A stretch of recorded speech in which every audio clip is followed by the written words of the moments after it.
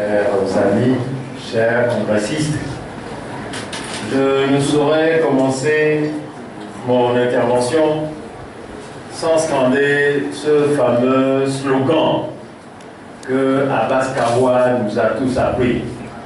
Excepto! Excepto!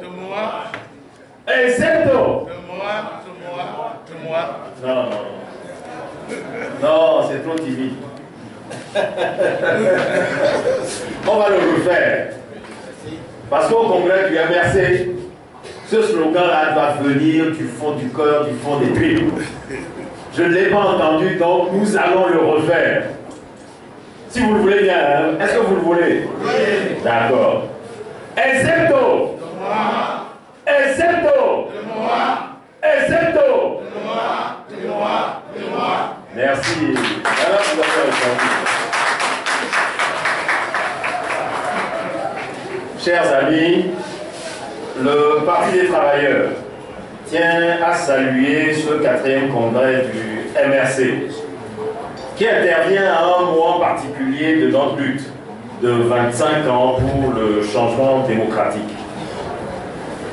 Depuis la constitution du CST, du collectif Sauvons le Togo, nous avons été de tous les combats avec nos amis et camarades du MRC et qui ont apporté une contribution déterminante à l'efficacité de nos actions et qui ont réussi à démasquer, aux yeux de l'opinion nationale et internationale, le régime de Faure Eswazina Gnassingbé comme un régime dictatorial, un régime de pyromane, un régime de violateur des droits et libertés des citoyens, un régime de menteurs, un régime qui confirme qu'il est bel et bien le régime génocidaire qu'il est congénitalement depuis qu'il a pris le pouvoir dans le bain de sang que nous savons depuis l'année 2005.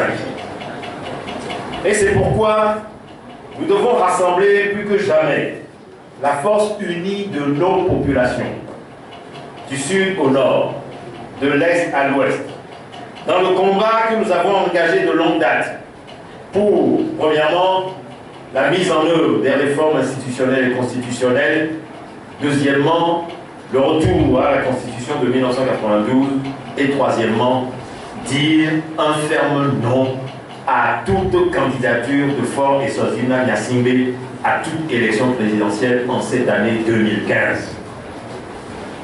Nous formulons le vœu, donc, que votre 4e congrès puisse prendre des résolutions allant dans le sens du renforcement de l'unité d'action entre nos organisations pour le triomphe de ce combat-là.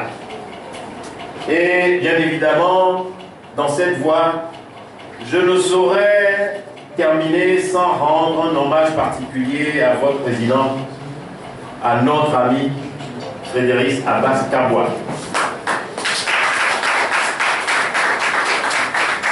qui, pour avoir subi les affres de la prison, pour avoir dit la vérité qu'il n'a cessé de clamer, pour avoir refusé de suivre les sirènes de la division ethnique et régionaliste, a su démontrer fermement, par son positionnement au sein de l'opposition togolaise, que ce sont tous les peuples du Togo qui aspirent et veulent ardemment le changement démocratique au Togo.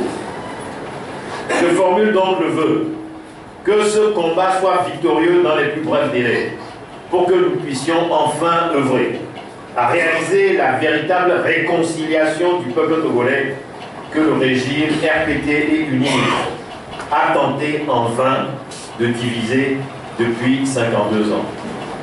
Et je suis fermement convaincu aujourd'hui, plus que jamais, et là, je parle très solennellement devant ce congrès, qu'en ce jour où se tient votre congrès, nous sommes plus proches que jamais de cette victoire-là et de la réalisation de cette aspiration. Chers amis, je crois que vous ne tarderez pas à le voir dans les semaines à venir, lorsque nous allons relancer nos luttes dans la semaine surprochaine. Plein succès donc aux travaux de votre congrès et que la victoire soit à nous.